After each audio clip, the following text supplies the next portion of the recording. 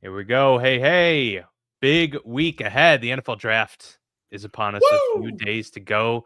Is that a Quincy high school Yeah. shirt? Is that Go repping Blue the Blue Devils. Go Devils? Blue Devils. There you go. I like it. Who are they picking? I have my stepdaughter's going to be a Blue Devil next year. Moving on from the Quincy Junior High Comets to the Quincy High Blue Devils, which they've been featured on SportsCenter for having one of the top 10 best high school basketball intros. It's awesome. Okay. Like they're more recently. I can't believe I never covered a home game. They were too far, but I definitely covered away games of theirs. This is the first time Quincy had like a football team make it to the Final Four. I think they made Final Four or Final 8. Dang. So they're historically more of a basketball school. Like we've had dudes make the NBA type of stuff. But do they have a NFL alumni at all? I'm not sure. I'm not sure. I'd have to get my guy DOB Don O'Brien on. He would know the history. And also, I will just say, my stepdaughter made the Palm Squad, so great excuse to go to football games for me. No doubt. Yeah, I'll be at everything. I'll be at everything. Friday nights, Mark will not be available from August. No, I'll be December, I'll be convincing my wife to stay for the second half. Like, I know the Palmies are a halftime thing, but we got to stay for the second half. Got a good game here. Exactly. Well, this is one of the more exciting episodes that we do every year. Really looking forward to the. You guys can laugh at us at how bad our picks are. Yeah, we do need to do like I know occasionally we've looked back. Yeah. Real quickly, but yeah, we do need to do like a comprehensive recap of our previous picks and see how on the nose we were and how brutally terrible it was. I think if we hit 6 picks in the first round, got to feel pretty good about that. Given class to class, it's a little bit easier. Last year was easier because you knew like 4 quarterbacks were going. 6 ended up going, but this year might be a little bit tougher because there aren't too many straight up blue chip guys in this draft, right? There's like maybe a handful that you're like, oh, these are studs. The rest are, we're not sure. Like, maybe these guys will come in and make an impact on day one. But yeah, there's a lot of consensus about this being a great 2nd, 3rd, and 4th round draft. Like a lot of really, really good starter quality players. But no surefire, Hall of Fame blue chip type guys, except for maybe a few. We've been doing so much draft prep, especially over the last week, really kicking it up and getting ready for this. And I felt like I had like some strong thoughts. And then a guy who I love and I trust a lot, Daniel Jeremiah. Mm-hmm. He was on Pardon My Take today, their episode that released today. And I was listening to that all day while at work and driving around. And he was talking about how this year is different because this year he says there's about 6 guys who they think are like game-changing people. For instance, on average, draft has like 12 to 14. That they're like, those are surefire first rounders. If they're in the right situation, right scenario, right coaching, those should be guys who are perennial Pro Bowlers who like can change an organization. So you're already at like half. And then he went on to say, but from pick 7 to like 70, you can make an argument for all of those guys to be in the top, in the first and second round. First rounders. So it's like you're going to see things like we're going to make a lot of guesses for teams here. Like, hey, this is who I think they should go based off of a need and based off of the people I trust who's best available. But it's really one of those drafts where it's like if your team is picking in that 20th, like you're the Pittsburgh Steelers, you may take a guy that and immediately the fan base goes, what the heck? He was a 3rd round grade in Kuiper. But maybe McShay has him as a high 2nd round grade, and maybe a guy like Daniel Jeremiah had him middle of the 1st because that's just the way this draft is. Yeah, no question. And it's not a deep wide receiver draft. If it's like normally the star power, not really at the skill position players at all, except for running back. Everything else is it's tough to. You're right. The running backs, but then everyone's like, do you take a running back in the 1st round? But it's like, well, if that's where the strength of the draft is, and last year, you think about it, you had 6 quarterbacks and 6 wide receivers in the 1st round. You might not have 6 total between wide receivers and quarterbacks go in the 1st round this year. Oh yeah, no question. I don't think there will be. And again, Daniel Jeremiah was saying on Pardon My Take that there's a lot of guys there's a lot of quality. Like if you get that guy at a wide receiver and you already have your number one wide receiver on your roster, he's a great number two. And there's a ton of great number threes, but you're not picking a lot of teams don't have the luxury to pick a number two guy in the first round, but you're going to have to make picks in the first round. So we'll see what we end up with. I'm excited.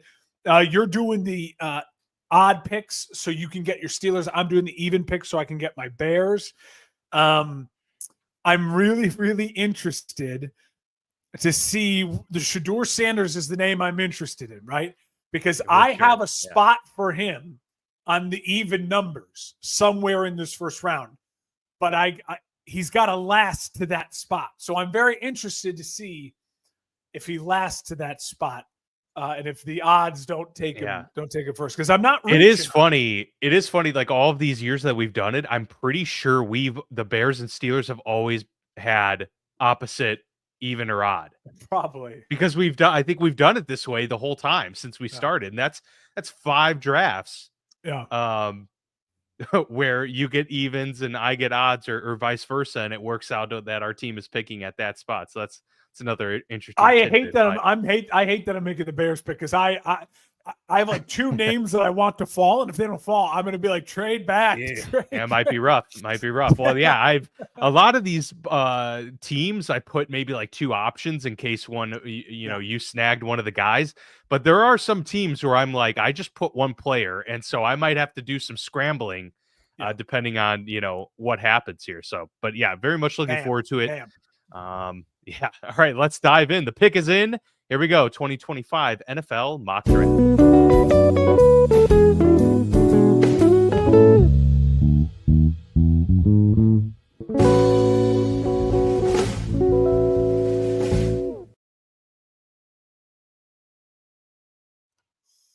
Gonna pull up the trusty PFF mock draft simulator here to kind of guide us through as we seek things out. I'm not sure, Mark, how well you're going to be able to see on this, but we're gonna see it. Yeah, we're gonna give it a go here.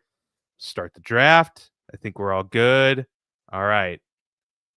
So the Tennessee Titans are on the clock, of course, with pick number 1, and I have in Green Bay, Wisconsin. In Green Bay, Wisconsin, yeah, absolutely. The Tennessee Titans on the clock. And they're not going to go Travis Hunter. I think this is one that we can kind of breeze through pretty quickly. Going to filter out the quarterbacks here.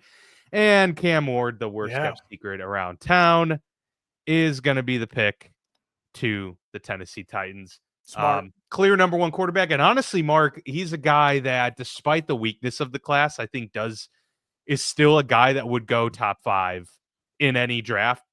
He just has like those tools that are compelling for any team. Is he a true surefire blue chip quarterback like a Caleb Williams or a Trevor Lawrence? He's not that generational level, but I still think he's good enough to where this is kind of a don't sweat it approach for Tennessee. You get the guy and you feel good about it.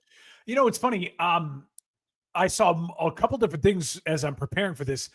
There was one ESPN analyst who said he had Cam Ward, if they were mixing, I think it was Dan Orlovsky, if they were mixing last year's quarterbacks and this year's quarterbacks, where would Cam Ward go? And he had him number 3 behind Caleb and Jayden Daniels. And then Daniel Jeremiah says, he was graded to me the same as Bo Nix.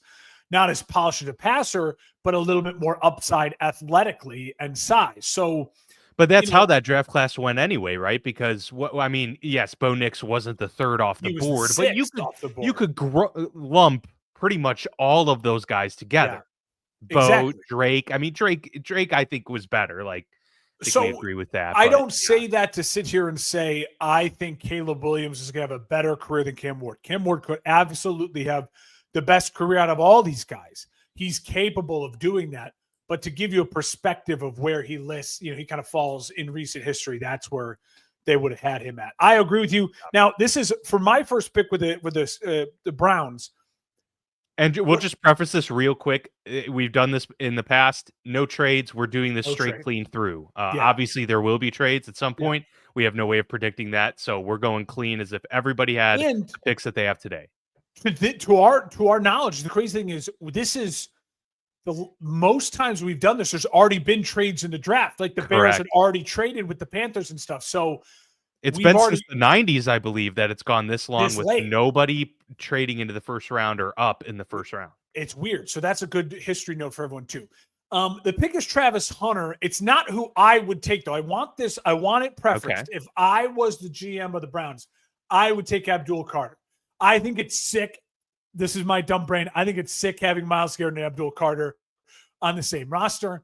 I've heard from many, many people it's a no-brainer. Travis Hunter's the pick. And I've heard that Kevin Stefanski wants him as a wide receiver first with a package on defense as opposed to a defensive back with a package on offense. It appears they think Travis Hunter is going to be maybe their wide receiver number one. And will also play defense for this team. I think that's the way to go because it sounds like Travis Hunter has said he wants to be a wide receiver first. Yeah, I mean that's where the money's at too. Yeah. I mean it makes sense. If you feel that you can excel at both, you're gonna be the number 2 overall pick. Then you're gonna want to make that money as a wideout for sure. You score touchdowns, do all that stuff. It makes sense. I am interested to hear. Like I always thought, of course, he's a dual threat guy. You'd be silly not to try him out. But what does a package on defense mean when it comes to just sparingly throwing a guy out at corner? It's not like, we're running nickel and there's a guy that, is our designated nickel corner, or in dime package, this guy plays, our dime backer. I doubt that there's a specific position that he would be designated for. It'd be more like, okay, 5 plays a game, we're just going to put you as the outside corner. I think it's going to be matchup based. If I had to guess, I think it's going to be matchup based. They say, hey, for this wide receiver we're playing this week, Travis, you're going to follow them in certain packages, whether it's only on third downs, whether it's only when they're on the red zone, inside the red zone. You know what I mean? Like it's like or like 4 wide receiver sets, 5 wide receiver sets. Like we're going to have you out there. When they're going no huddle, things like that, you're going to be on the field because we need you to make a play for us. Fourth quarter, you're going to be on. So we'll see. It's really awesome, but I think it's cooler for us as fans to know he's going to Cleveland, to know he's going to be 75% wide receiver, 25% corner, as opposed to vice versa. So that brings us to the New York Giants, number 3 on the clock here. They have a lot of needs, quarterback being one of them. I'm sure they're very upset that this ends up being the draft where they're, top 3 pick, needing a quarterback, and there really just isn't one available. You could go Shedeur Sanders here. I am not. They have a lot of other needs. They could go on either line, to be fair. But if you have a guy that can wreak havoc, and that is one of the few almost surefire blue chip players in Abdul Carter available, I do think you got to go with it. Is it their biggest need? No, but it's still a need that they have. And he's the best player potentially in this draft, right there available for you at 3. Now, if I'm New York, I'm trading down from here. I'm trying to acquire a bunch of picks because yes, having Abdul Carter would be great. And then you're solidified, but with Brian Burns and Lawrence and some of these other guys, I mean, they have really good players along the D line, but I still think you got to take him here if you're going to stay at 3. So that's the move.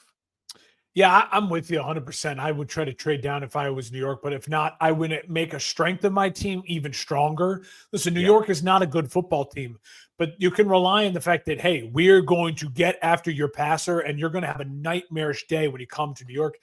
And listen, with Jalen Hurts and Jaden Daniels having to contend with, and Dak Prescott's no slouch. Like, you got to be able to get after him. It says needs QB. They do have Jameis Winston and Russell Wilson. It's not like they have to draft a quarterback. Yeah, they don't need him this year. They don't need to draft a quarterback. So if he drafted Shedeur, is he starting? Well, see, that's the thing is I just think it's so. I wouldn't, if I was the Giants, I'd be the king of, I hope he slides, I hope he slides, I hope he slides. And then I hope I can get him in like the 20s in a trade back in, right? Because then it's like, no, dude, you're going to sit for a whole year. And you're going to sit for a whole year, and you're only giving up less. You still can make picks in this draft to improve a roster that needs improvement. Yeah, the Patriots are on the clock, and I know that they have a young quarterback who they want to protect that young quarterback. And I know that PFF says the needs are RB, wide receiver, O-line. I also think the Patriots have a need at defensive line.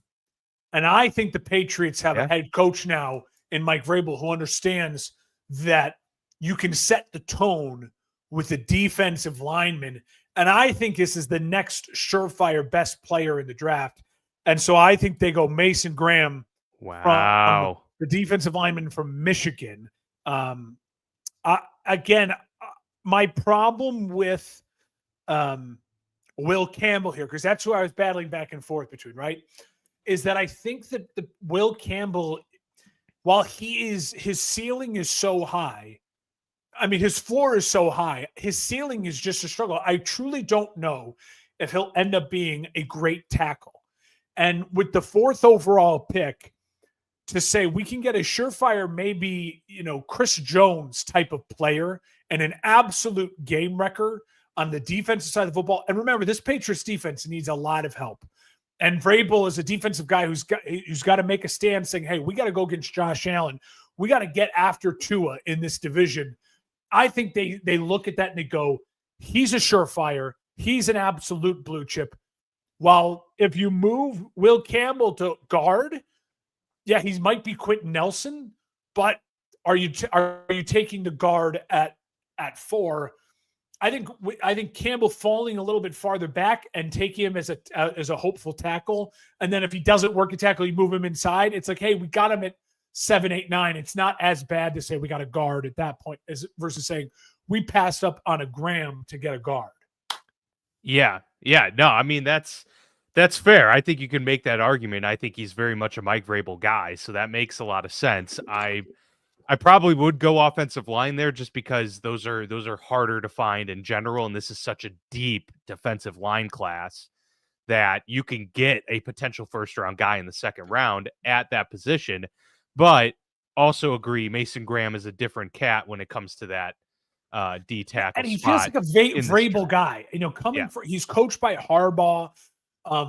This is a kid who is just built to be a stud in the NFL. And I think that Vrabel sees that and says, hey, my first pick with my new regime as the New England Patriots trying to rebuild this dynasty, that's a guy I can hang my hat on. He's my Vince Wilfork for the next 10 years. A modern version. Obviously, that type of player doesn't exist in the NFL anymore, Vince Wilfork. But you know what I mean? Yep, absolutely. Well, I've reached now my first, snafu adjustment in the draft because you thought Mason Graham. You thought Mason Graham was the dude for Jacksonville there at number 5. So I'm going to pivot and go to the offensive line. You can't ever have too many good offensive linemen, and with the athleticism, the versatility of a Will Campbell. Look, I mean, the biggest impediment to the Jaguars has been their lines over the last several years. And, Trevor Lawrence, this obviously, we've said it year after year, this has to work. And so getting a guy like Will Campbell to wherever, you got to put him at guard, do whatever you're going to do. He's going to start for you day one. Yep. Getting a guy like that to protect and to kind of beef up the run game and get things going again here in Jacksonville. Liam Cohen, get an offensive guy in there with your first pick. I like it. I think it fits. I think it works.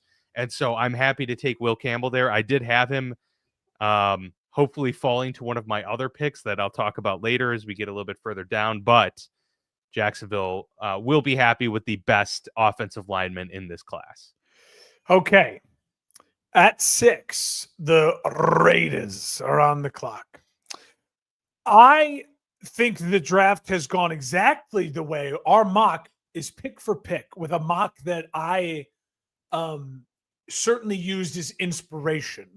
And I'm going to trust this mock. I'm not going to reveal it till maybe later, and then maybe you can see who and I'm going to say, I'm going to trust this mock because it's good for me and my mental health, and I think it's good for the team. I think I think the speculation's been a lot of trying to drum up speculation to trade up.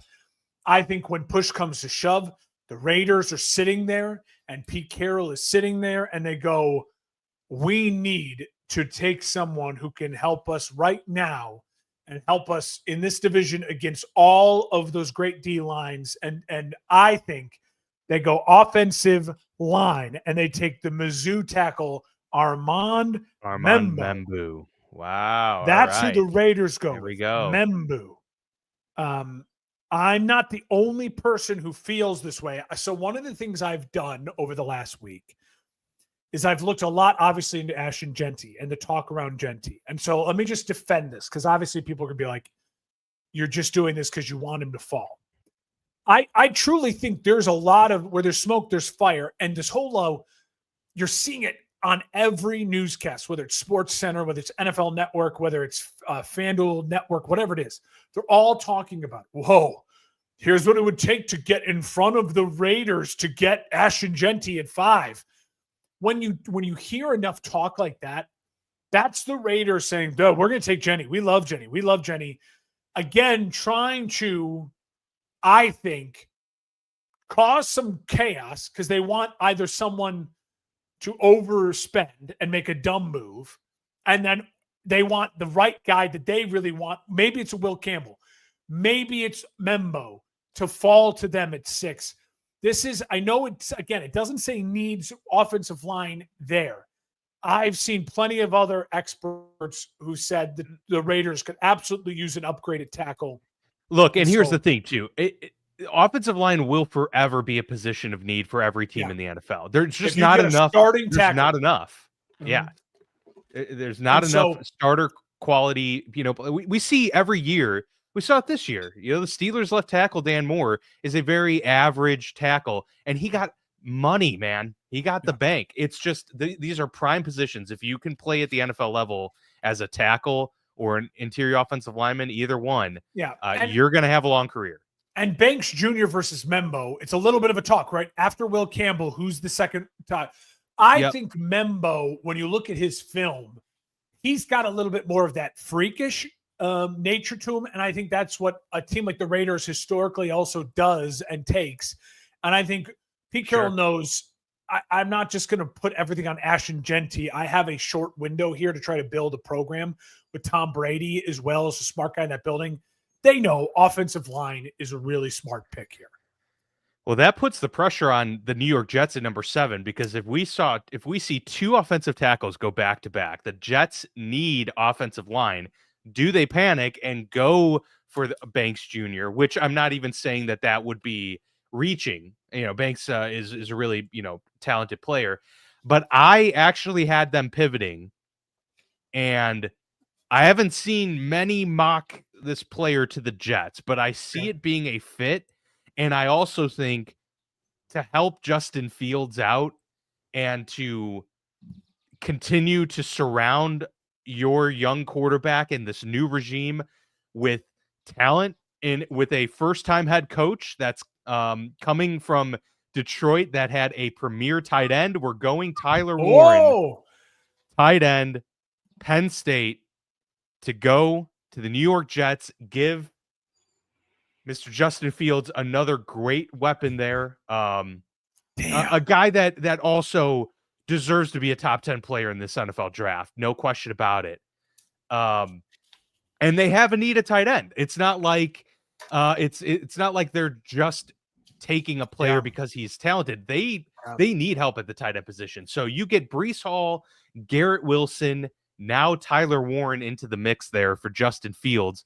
This becomes a pretty dangerous offense very quickly in terms of the explosiveness, for sure. So I think that would be really intriguing. And Sam Laporta, can they do that with Tyler Warren over there in New York? I think that'd be a really good pick, and they'd be happy with it. If Armand Membou was there or Will Campbell, then you really start to have that discussion for sure that the Jets have to do it. But I feel good with that pick there for them, and that'd be exciting for Mr. Green. Listen, my gut says, it's a defensive new head coach. You're going to choose defense, but you're right. I think the Jets see their offense as right now a piece or two away. You have a great young running back. You have a wide receiver number one. You have an offensive line that's not terrible. It could use help. And I think you're right. If one of those they've spent money is there for sure. And if Banks Jr. is the pick here, no one would hate on them for doing that either, because they absolutely need help at the tackle position. Yeah. But I like the pick. I think that's Aaron Glenn will be a happy man with that pick. I think that's bold, and I think he can make an impact day one. The Panthers are on the clock, and listen, the Carolina Panthers need talent everywhere. Wide receiver and edge are two that are glaring. There is no Tyler Warren would have been a good pick for Carolina too. He would have, and I think you could absolutely see that if he was still available. I'm going to go Jalen Walker, the edge from Georgia. All right, he's a guy to me that, again, lower on the list here as you're scrolling down. I've seen him. There he goes. I've seen him talked about as high as 7. I've seen him as low as about, like the Steelers in like the early 20s. But again, I think when you talk about a Georgia athlete being in that region of the country too, and with that team, you look at what they need to do in that division. It is not a division that is out of reach for anyone. And it's a division where you have a lot of young quarterbacks, or you have a lot of quarterbacks that aren't exactly, Lamar Jackson. And a guy like Jalen Walker could be a game wrecker. He's more upside than he is high floor. But I think the Panthers, because they have needs, they got to make picks like that. You got to take some risks. And take some risk. And listen, he was great at Georgia. Really great. Now, both Georgia ends probably go in the first round. I think Jalen Walker's just more of a fit for Carolina. That's why I like him there. Very nice. All right. That brings us to number 9 with the New Orleans Saints. What do they do here? They need a quarterback. They need a corner. They need offensive line help. They need wide receiver help. They need a lot of things, right? I think the news about the Derek Carr injury and the potential of Derek Carr not really being a viable option this upcoming season has thrown things in a bit of a tiffy here. Or a tizzy. Tiffy, Laffy Taffy. Shedeur Sanders, man. I'm making the pick. I'm doing it. I think, and honestly, I think it's a good fit. Kellen Moore gets a quarterback to mold with, and Kellen Moore is all about the accurate, dial it up, like make the plays happen versus just go out and improvise. And that's really the type of play caller he is. And so I think it's a marriage that works and will be a good mentor for him. And they have weapons that it's not like you're throwing him completely to the wolves there instantly, but he's going to also have a runway and a quarterback room to have a Derek Carr mentor him and have some other pieces there to utilize. So I think it's a decent spot for Shedeur Sanders to land in a division that's not going to be breathing down your neck, at least for the foreseeable future. So I like the spot for Shedeur, and I also like the fit for the Saints. So I love this pick. So I had, when I teased Shedeur in my head, I was like, if he gets below 9, then I think I could see one of my teams taking him, whether that's the Colts at 14, whether that was where else to have him? Rams at 26. Would Dallas be tempted to take a quarterback at 12? Listen, I think Jerry. I think I could see that. I think it'd be really fun. I mean, with Deion too, like that would almost write itself. So the funny thing to me is I've seen Saints people, mainly the person I shared the morning show with, my weather guy, Nick Patrick, who's a diehard Saints fan. He's so anti taking a quarterback at 9. And I think I get what his position is. He looks at it and goes, we're not good. Kellen Moore's got a leash. Why not be the team this year who throws Spencer Rattler to the wolves and then wins 3 games and is picking Arch Manning next year. I get that. I get that. But I also can see if the ownership is kind of saying, we really like so-and-so. And if, Kellen Moore is finally got his chance to be a head coach, you don't know what's available next year. And if you're looking right now at, oh my God, I could have Shedeur Sanders, a guy who, no joke, is historically one of the most accurate quarterbacks in college football history, who won 9 games with a team that is not capable of winning 9 games. Now, Travis Hunter had a lot to do with that too. But Shedeur was the quarterback, and Shedeur put up really gaudy numbers, right? Shedeur should not have had his number retired at Colorado. That's nepotism. That was silly. But Shedeur absolutely should have been in the talks for the Heisman like he was. That's not nepotism. That he had a hell of a season. No, I mean, especially you complete 70% of your passes at any stage in this game. You're doing something right, And he was under duress for a lot of the season. Yes. So. And again, I think Shedeur Sanders' best comp is basically Dak Prescott. And you say to yourself, well, Mark, you hate Dak Prescott more than anyone. I hate Dak Prescott getting the contract he's got. Dak Prescott as your starting quarterback could absolutely be what Brock Purdy is with the Niners, where it's like, no, you're in an NFC title game. Now, I think Dak, we've seen already, he lacks like the clutch gene and he struggles at big moments. So, but the potential of Dak Prescott, which I think Shedeur is the same thing we see from Brock Purdy. It's like, well, no, if he's with the right roster and the right offensive mind, absolutely, that's a guy who could be playing in a championship game. But if 100%. Shedeur Sanders ends up with, I know he's not the coach anymore, but if he ends up with Matt Eberflus as the 4th pick, he's screwed. Like he's screwed. Like a lot of quarterbacks would be screwed. Like Caleb Williams looked screwed last year. So I'm glad you have Shedeur there. I think Shedeur with Kellen Moore is going to be really fun. I think it's going to be really fun. It's a good fit. All right. So we'll keep it moving here. The Bears. Ashton Jeanty has fallen to your Chicago Bears. So I'm going to take Ashton Jeanty, and so I love this. Yes. So I'll say this: the draft working out like this is not crazy. Sylvie from Waddle and Sylvie, ESPN 1000, the best sports talk show in Chicago. If you're in the Chicagoland area, follow them. If you're a diehard Chicago sports fan like me, ESPN 1000 app, listen to those guys. Yeah, we didn't even talk about Dan Bernstein, man. What? I was never great. No, listen, I'm never a fan. 670's fine. Like I love 670. I've listened to them. I would work for them. Wink, wink. But I was never a fan of him. But I'll just say this: Field Yates was on with them today, and Field Yates told them he thinks there's about a 50% chance that Jeanty is there at 10. So what we've done here is not, oh my God, and we've created the 1.7 chance that the Bulls win the draft lottery and get Cooper Flagg. This is the way the draft shakes out right now is absolutely, positively possible. Coin flip type possible. Because I don't see the Saints. I don't see the the Raiders. The Raiders were in play for sure. That's a team I could see doing it. I think the Panthers a little bit in play too.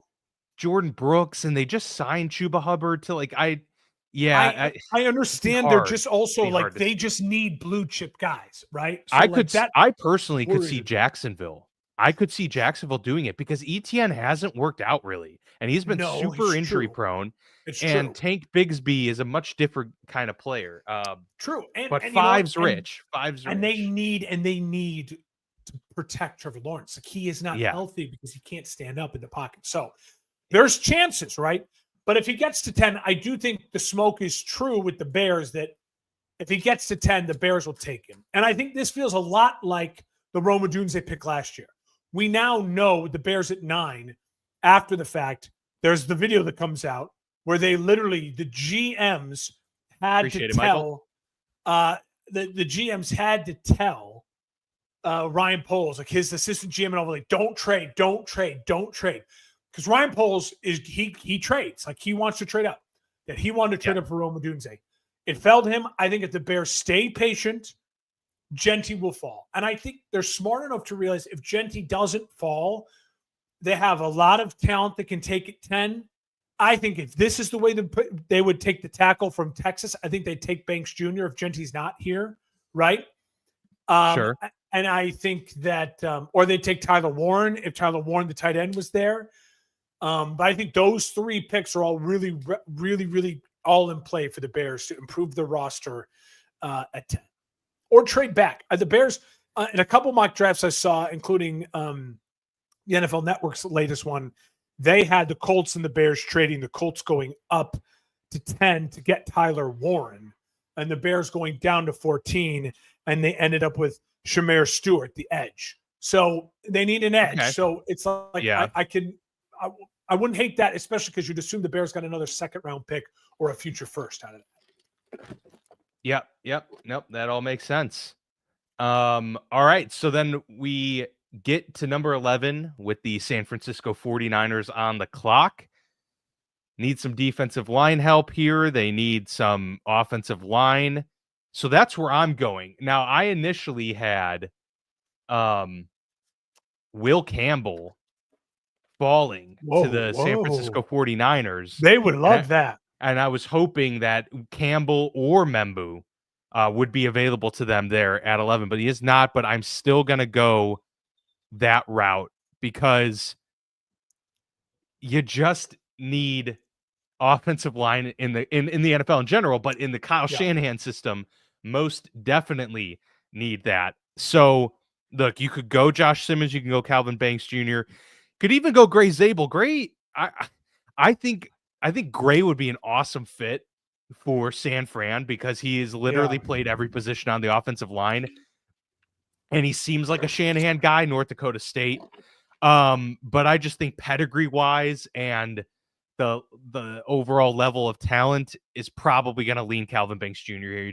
I just don't feel that you can go. He played against SEC defensive ends all year, and he held his own, and he's a beast. And so you got to remember, if you're taking people who played in the SEC or the Big Ten, you can't hate on your GM for doing that because historically those are the dudes that play against the other dudes that are playing against dudes on Sunday. So exactly. And he's a dog, and they're just getting old everywhere, right? In San Fran,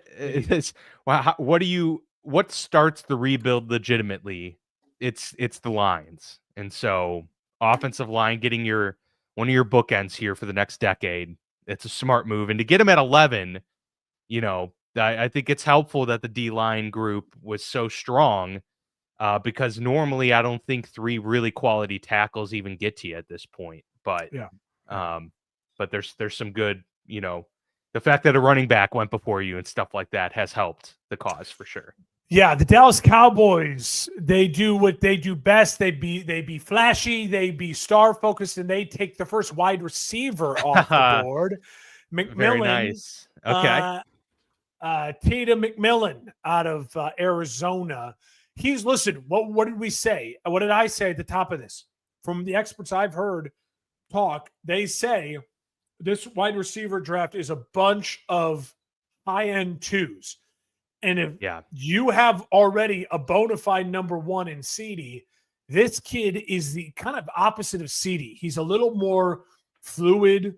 He played volleyball. Like he's CeeDee's explosive, fast, jump out the gym.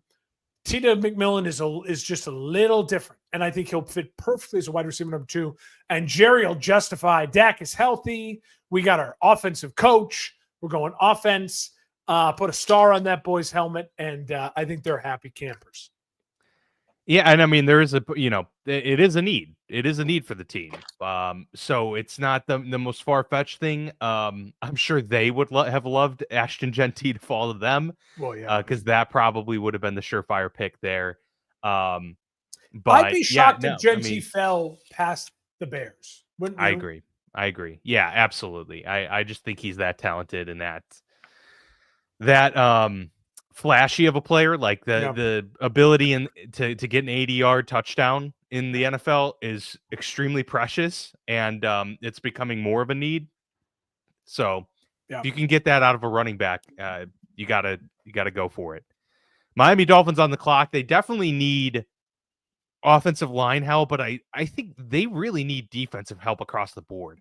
And now with Jalen Ramsey out of Jalen Ramsey basically being an inevitable trade at some point soon, I think corner skyrockets to a massive need. And for they're all team. available except for Travis Hunter.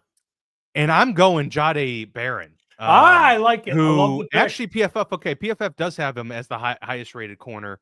I know there's a lot of speculation about who the top corner is. If Will Johnson makes it there, they're really different players. But I think Jahdae Barron, because of his utility, they can use him in whatever variety they need, and I think that's going to be extremely endearing to a defense that really just needs playmakers in general. So to be able to slot him in wherever there's an immediate need is going to be the most important for them, and just a really all around great player. So yeah, Jahdae Barron off the board there to Miami. Yeah, I love it because in my mock, I had him as the first true corner going off as well. And I had him right here at this spot to the Dolphins at 13 with you. Oh, nice. Okay, cool. So we're on the same pages there. I think, again, so far I haven't had to change any of my. Well, okay, I've had to change the Will Campbell pick to Jacksonville, and I had to change and pivot to Calvin Banks Jr. But everything's been right in line. I got to make a change here because I had the Colts 14 ticket Tyler Warren, the tight end from Penn State. I don't think he gets passed here. Now, my gut would say, oh, just go to the next best tight end. And I really do think that Loveland out of Michigan is a special player. And I think he's going to be a first-round pick. I think, though, the Colts realize we have a problem along the offensive line, and we have a problem on the interior of this offensive line. And I think they end up and they look at this and go, you know what? You've done the work for me, the draft, the way it shakes out. I think they're very, very happy taking the Gray Zabel out of North Dakota here at 14. All right. I think I really like him a lot. I think they look at him and they go, he can move him to guard. He's a tackle, and no one's going to really question it because at 14, this is already past where you took Quentin Nelson as a guard. And if he's a tackle, he's a tackle, but he's a absolute kind of mauler. Yeah. And he fits with that kind of Indiana, Corn, North Dakota State, Midwest ethos. He's going to be happy in Indianapolis. He'll be one of those guys that he'll play like Quentin Nelson 10 years in Indianapolis, and they'll be excited about that. I think this is an Indianapolis football team that while they need blue chip players, they need 3 or 4 blue chip players. I don't know if Greg Zabel is that, but he helps solidify the chaos that's kind of surrounding this team. They don't know. He's a blue collar player. Yeah. And it'll just bring some stability and go, okay, we got one. Now maybe in the second, third round, we can reach for guys and reach for talent and reach for maybe physical traits because we just need to add some of that to the team. But let's steady the ship here with Gray Zabel. I like it. Like it a lot. Now, the Falcons here, they have wide receiver as the top need. I don't really see it that way necessarily. They've obviously had quite a bit of capital put into that position in Drake London and Kyle Pitts at tight end. Could they use another wide receiver? Certainly. At this point for Atlanta, where you're at as an organization, needing this sort of reset with Michael Penix coming in as his first full year as the starter, I think you got to focus on the true areas that really your team that will set the foundation for the team, whether if it's offensive or defensive line. Like those are the choices here. I think the fact that offensive line has really been pounded away so far in the draft, the way that this has gone for us, I think they pivot and go defensive line. And because of the need and the premier nature of the edge position, I think they go that route, even if I think there's a better prospect at the interior D line. I think because of how important edge is in the NFL, they go Mike Green, the edge out of Marshall, and get themselves a surefire pass rusher. A dude who obviously doesn't have the pedigree, being from going to Marshall. He's not an SEC type of talent. But Mike Green's a guy that, by all accounts that I've seen, have him as a guy with massive, massive upside. Yeah. To be a rangy, quick twitch type of a pass rusher there. And so with how important that position is, I think they're going to go that route. But I could easily see it going interior D line. Derek Harmon, Walter Nolan, a couple other really good picks there. But yeah, I'm just going to go edge and kind of see what happens. Yeah, I would have. I'm surprised. There's a kid who played in red and black just down the road who's still an edge. I think is very, very talented, who maybe who would feel at home in Atlanta. But listen, Mike Green is a very, very talented player. I agree. I think Mike Green's one of those guys that I don't think he gets by 20. It's just there's a lot to like about the way that kid plays football. Okay, Cardinals are on the clock, and I think they go defense and they stick with cornerback, and they say to themselves, we got the best corner in the draft from Michigan, Will Johnson. I think they can sell that as, hey, at pick 16, we got the best corner in the draft. It's a position of need. Listen, the Cardinals also, I think, need O-line help. They need a wide receiver. They need edge. They need a lot.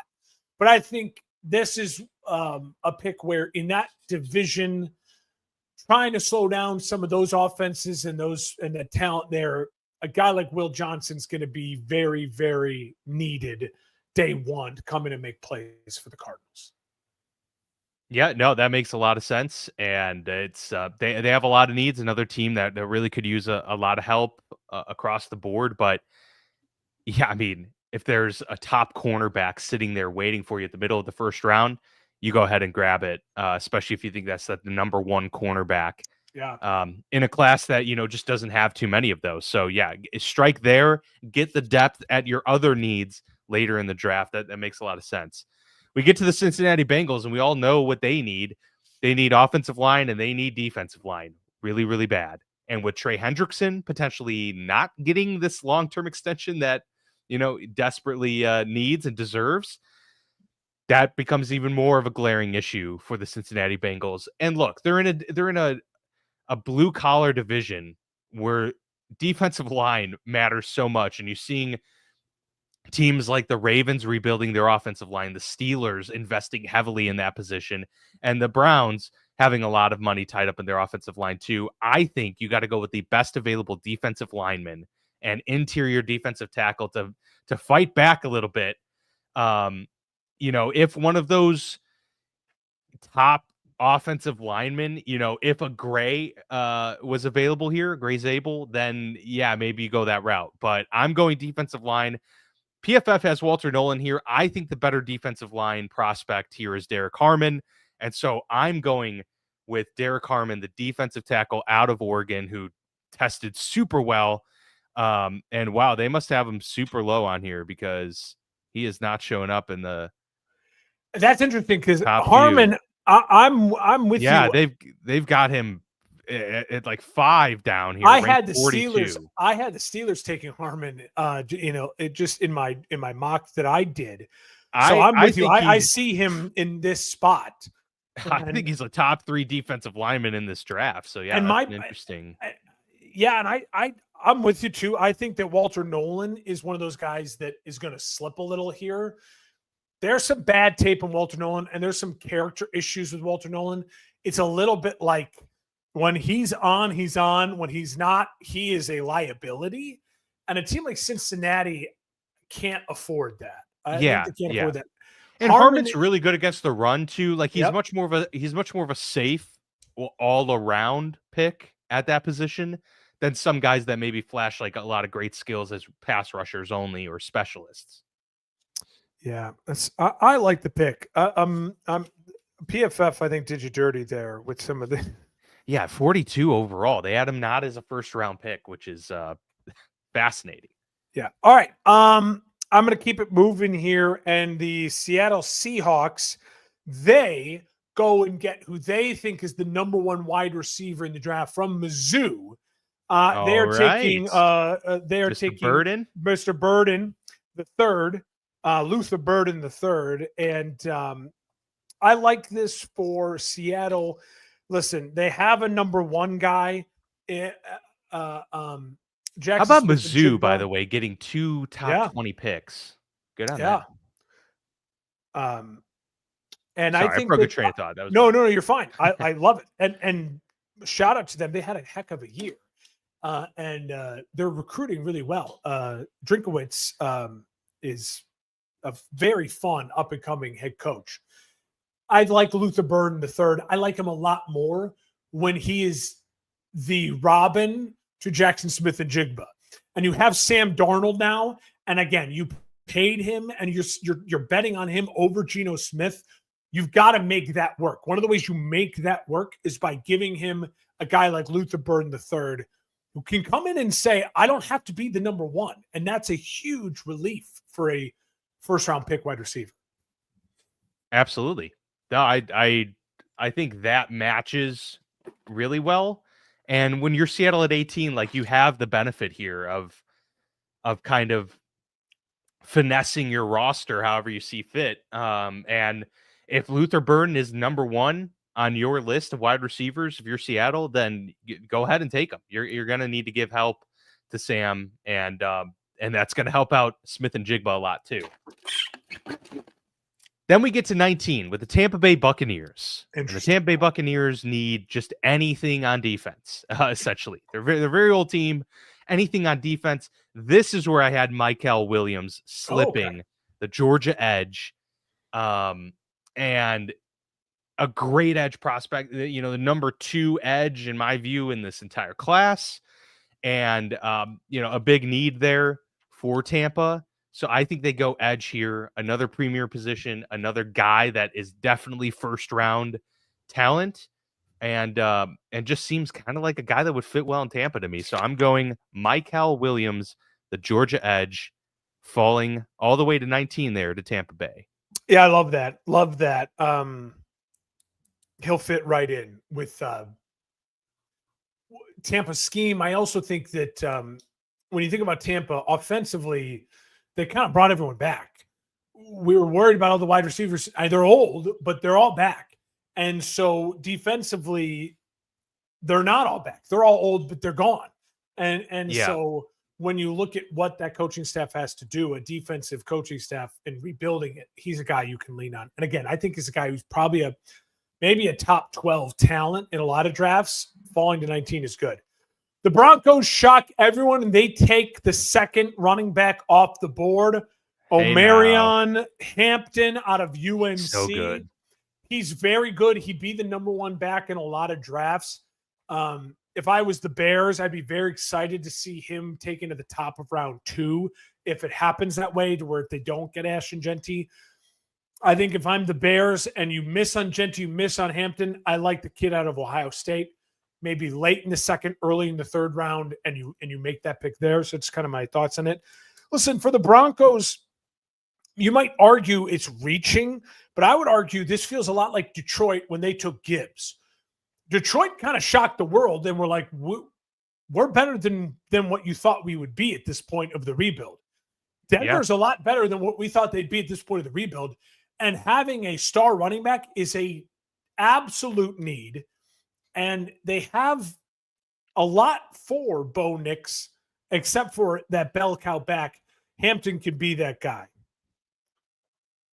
Absolutely. No, he's one of those bigger dudes that can probably fare well in the AFC West and in the harsh conditions of Mile High Stadium, while also giving you enough mobility to break off those huge runs. And if I'm him, how pumped am I to be going to Sean Payton? Like a guy who's going to understands. Who's going to make you put up numbers. Can he be the next, Mark Ingram, Reggie Bush kind of hybrid? Because he's kind of a little bit of both of them in many ways. Yeah, he's not what's his name, who's still with the Saints, who's very good, who's like a Kamara. Kid. Yeah, he's not Alvin Kamara. Yeah, I don't know why I was blanking on him, but yeah, I'm with you. He's stockier for sure. Your Steelers so we get to Pittsburgh. Yeah, at 21 here, and PFF doesn't even list defensive line as a need, which is wild to me because to me it's a massive need. Cam Hayward is playing great. He is very much towards the end of his career and may not, we don't know how many years he's got left, truth be told. Maybe he's got 2 more seasons left in him. They really almost have no depth behind him at defensive line. They have one other defensive lineman, Keanu Benton, that they, spent a high draft pick on a couple years back. Other than that, they are thin. And this is a position that they got run on pretty hard by Derrick Henry. If you don't think this team recalls, the 190 yards that they gave up in a playoff game to him, you got to think twice. Yes, quarterback's a need. There's not one available here. Could they take a running back? If Omarion Hampton is here, I could see them making that move.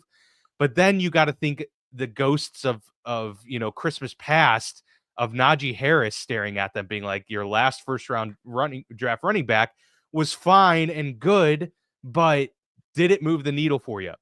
That's going to be tough for them to justify. So then you get into, okay, are they just going to go and get another offensive lineman? No, I think Walter Nolan is sitting here. You're going to go with the best defensive lineman here. Get a guy that can start day one for you and also not have all of the pressure. He can rotate in as needed and be one of those guys that's the next, hopefully, Cam Hayward for you a year from now or potentially 2 years down the road. But to me, the Pittsburgh Steelers have been signaling defensive line for quite some time. And I just think it makes all the sense in the world that they go that route here early in a draft that's, got some really high-end talent at the position. Yeah, and he'll and the culture will embrace him and be like, listen, this is how you be a pro. And I think that's a good and point. Mike Tomlin, great fit for, a guy they've taken some head cases in the past at some people. Yeah. And I don't even know too much about his, I don't know if he's a head case. Stuff like there's some bad tape where it's like, are you trying? Like, right. And so that's you got to answer those questions. And the Chargers are the happiest since the Chicago Bears, where they are like, we waited patiently, and the guy who we've been circling just fell in our lap, and Harbaugh gets his guy, tight end Colston Loveland from Michigan. How about it? Justin Herbert gets his guy, and a guy who a lot of people are saying is actually the number one tight end in this draft, mainly because Warren had a really great one season this past year. But if you look at Loveland in the past 2 years when Michigan actually threw the ball before Harbaugh left, this kid was putting up incredible numbers. He's actually bigger than Tyler Warren. He is more prototypical of what you look at is like, that's like the next Gronk type of. Like George Kittle-esque. Yeah. Yes.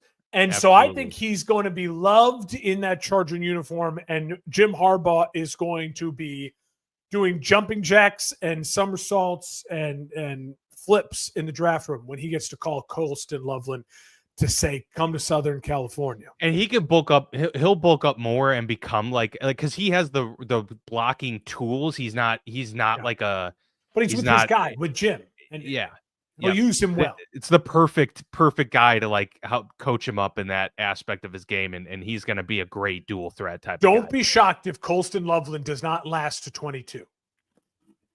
Oh yeah. No, I could see it. Cause there's really, even it was the LSU tight end. He's really good too. This is actually a really good tight end class. It's just that it's one of those positions that not many people invest heavily in. Yeah. So to see 2 tight ends go here, that's good to see. So then it gets down to Green Bay, who has a couple different needs, of course. I had Will Johnson as a possible pick here, but I'm going to go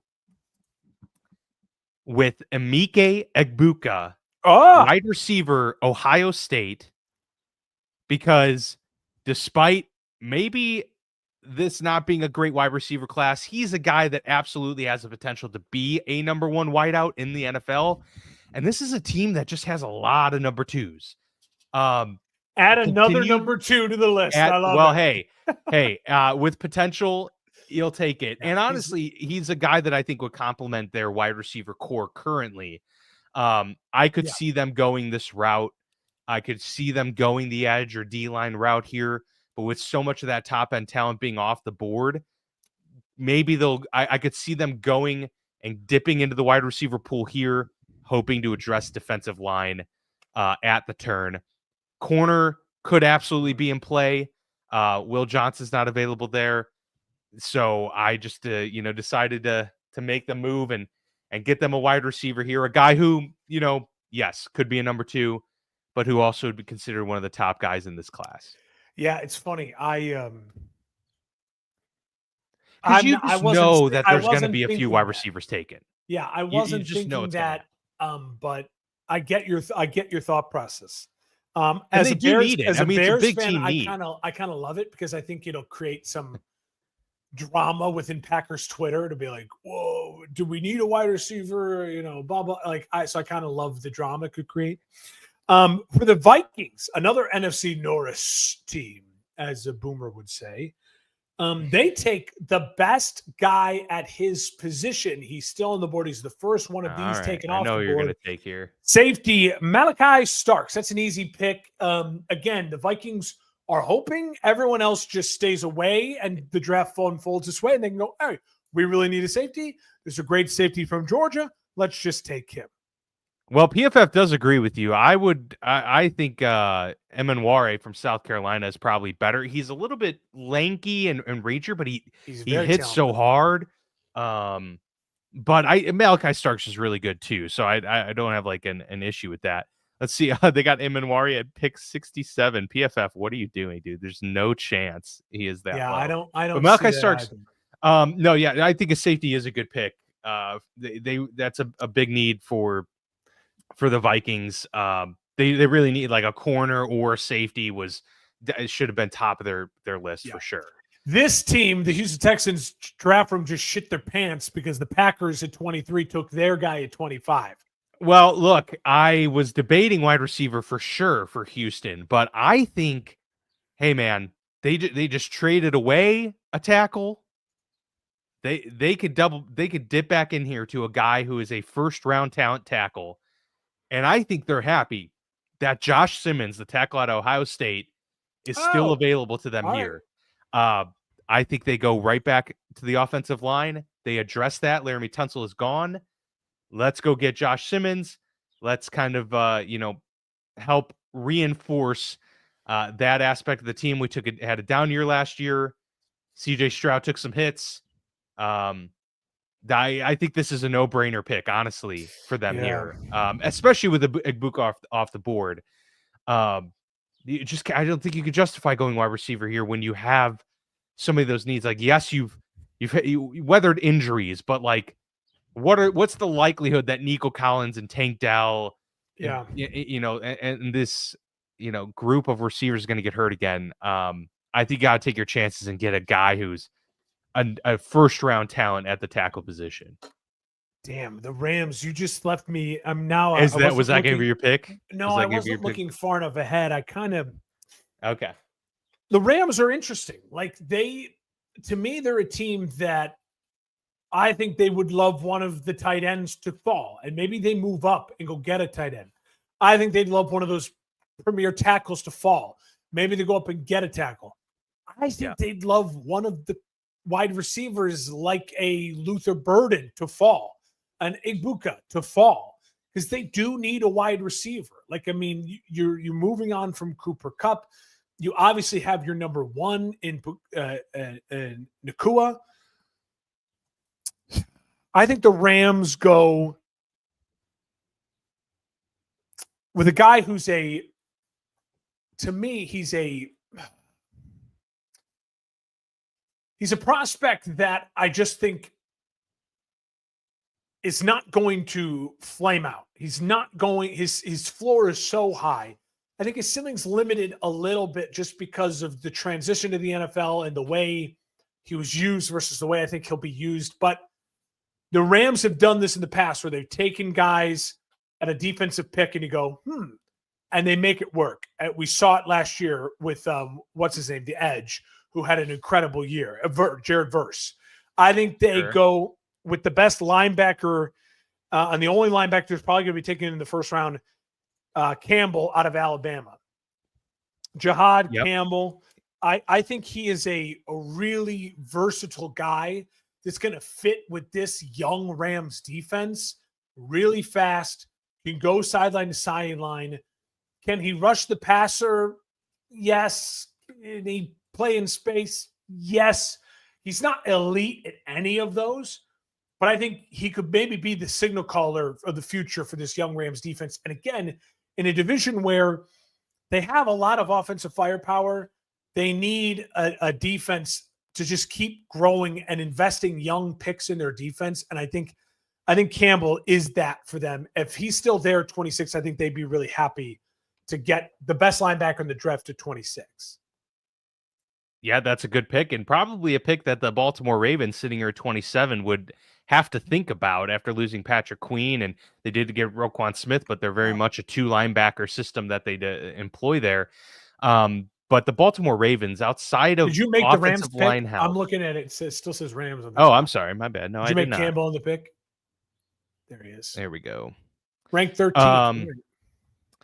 At 27 here, the Baltimore Ravens are on the clock, and they could use some help on the defensive side of the ball.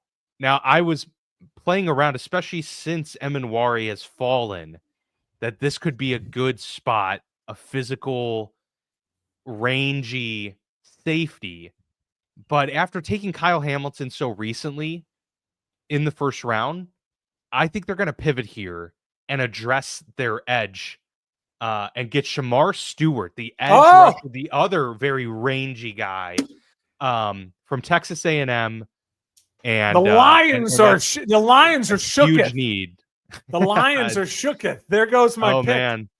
I like Shamar. Shamar to me is one of the guys that I would actually list as a DN. Like he can play the run, play with his hand down edge. For sure. He's not just an edge guy. He's not just a pass rush guy. I think he's an all around really unique defensive end prospect that in that purple and black is going to become a nightmare. You just know that the Ravens will use him. It's a really good fit there. It's a great fit. And I think the Lions could have really used him as kind of a set the tone on the other side of Hutchinson. Hutchinson's the rush the passer guy. Yeah. I think the Lions, right? I think the Lions can't not take D end. Who do I like? I'll go Pierce from Tennessee. I think they see that and Washington is quivering now. Yeah, I think that's who I had. And they go, this guy's a first round grade. He wreaked havoc in the SEC. And again, they don't need him to be the number one guy. They have the number one guy. They need a guy who can instill enough fear that you can't just only focus on the number one guy. And I think Pierce Jr. can absolutely develop into that with the Lions. The Lions are, we don't know who their, what their new defense coordinator, new offensive coordinator are going to bring to the table. There's a lot of question marks to them, but I think Pierce Jr. is a fun fit. That is a fun fit for sure. And then we get to Washington. Oh boy. All right. Very, very interesting stuff here. Washington can use a lot of different they need help. Players. They really need help across the board. Now for them, so I had James Pierce going to Washington. The running back position is interesting, like a Travion Henderson. But are there three running backs really going to go in the first round? I don't think so. I don't think so. I actually think they could go the wide receiver route here and make their offense even more explosive than it already is and just keep kind of piling on the pressure. That's what I'm flirting with here, other than just going straight D-line, which of course would make a guy like a Dan Quinn a happy camper. Yeah. So that's a tough one. I think I'll go that route though. I think I will, just because it just seems like a much more surefire thing. So we're going to go with Kenneth Grant out of Michigan, a smart pick, not one I wanted to make because I had him going to Kansas City 2 picks later. I had him going to the Bills. And the next okay. pick. Well, then there you go. It was going to be gone either way. I actually you kind of got to do that. In my real mock, I had him going to the Ravens at 27. So I had him in this world. Yeah. That really kills the Bills. The Bills, you know what? I think the Bills are okay here. I think here at the end of the first round, they'd actually probably be looking to trade out at this point. Sure. I think they'd look at this and go, hey, who wants in? Who wants in? Who wants in? And I think they'd actually get plenty of calls. But I think if they stay, screw it. Let's go with Tyler Booker from Alabama, the offensive lineman. Interior. There you go. I like it. That's a good I pick. like Booker. He's a earth grader. He's a big boy. And I think the Bills, again, they realize how important that offensive line is for them. I like Josh Cornely Jr. a lot. Yep. But I think the Bills look at an Alabama prospect like Booker Jr., like Booker, and they say, all right, we can play this game. I think now is a very interesting situation for the Kansas City Chiefs here, because Connerly Jr. would be a really nice pick. Yeah. I could see them being tempted to double dip and go back with get the wide receiver out of Texas. But I like that idea too. Matthew Golden.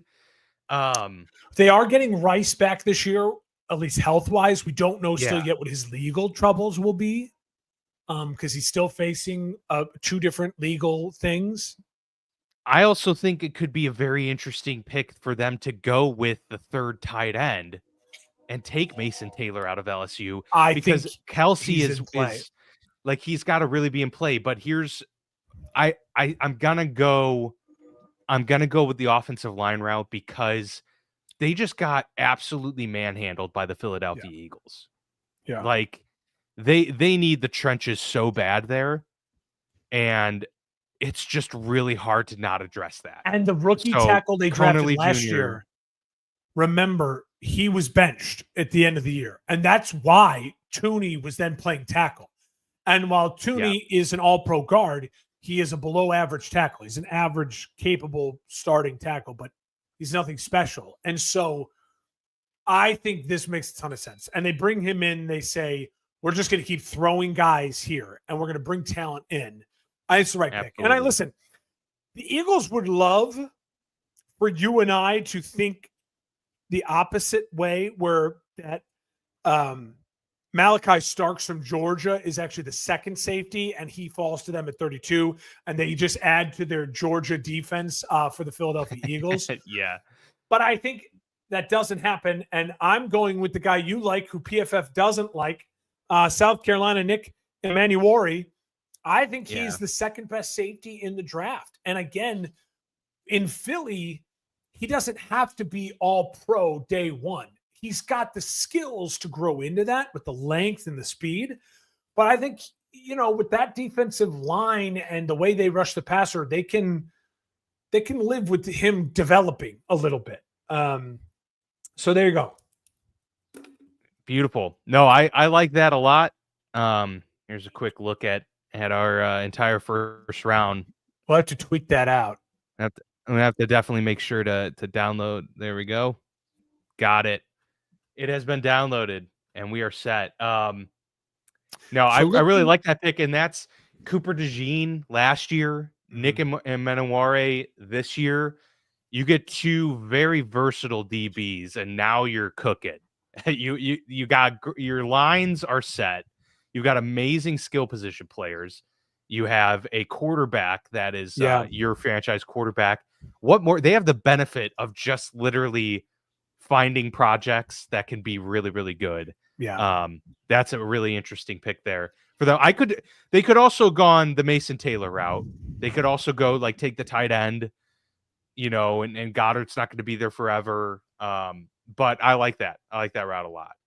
So how do you feel overall about that first round? What I feel is, from my research, 12 of the top 20 teams have offensive line within their top 3 needs. And so you're going to see a run of offensive linemen at some point in time. Ours happened there in the late, 10s through the early teens. With Zabel, with Kevin Banks,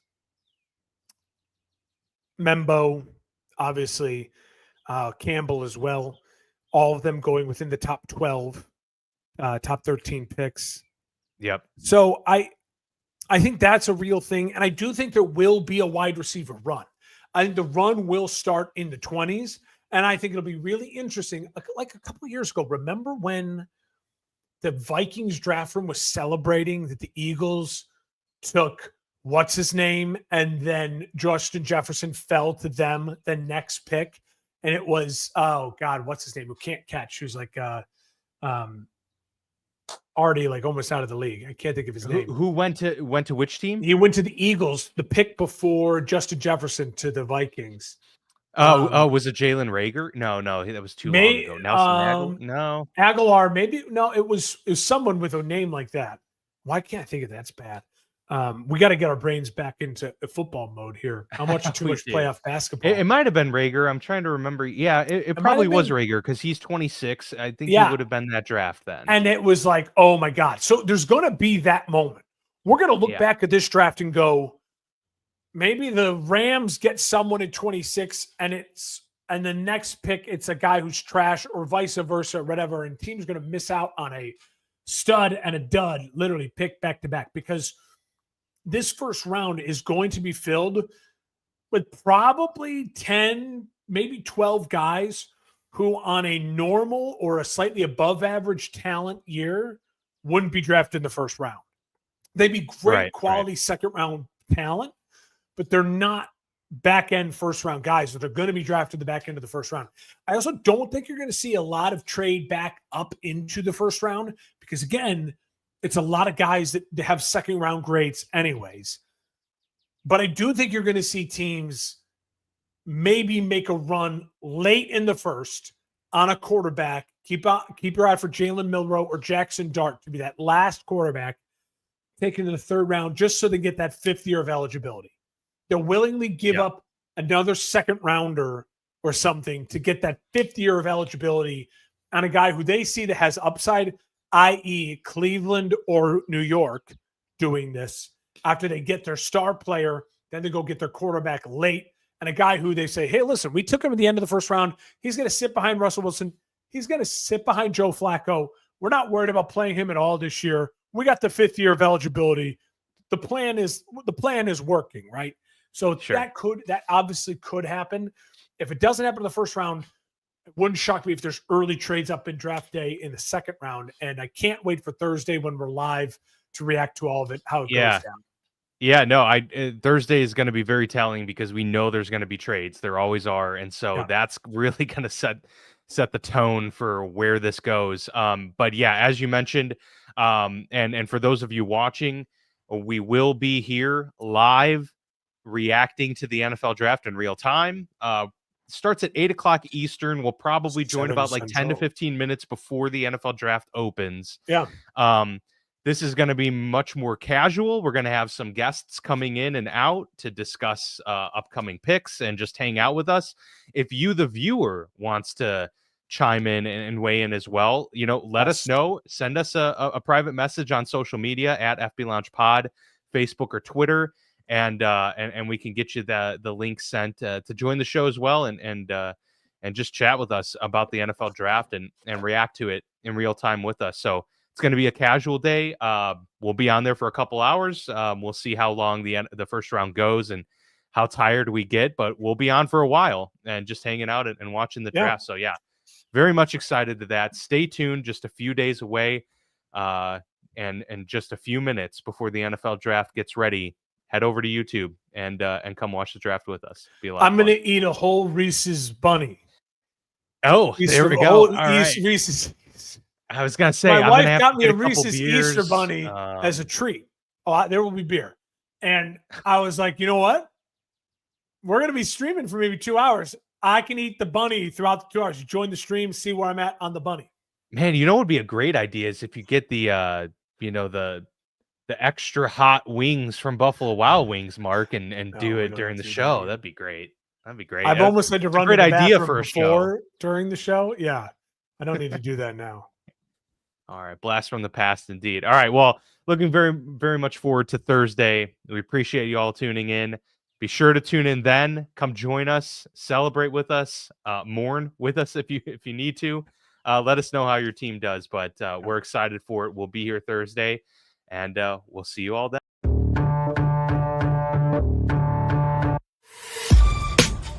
This has been a For Frequency's Sake Podcast Network production. For more great content, subscribe to For Frequency's Sake on YouTube, Facebook, and Twitter.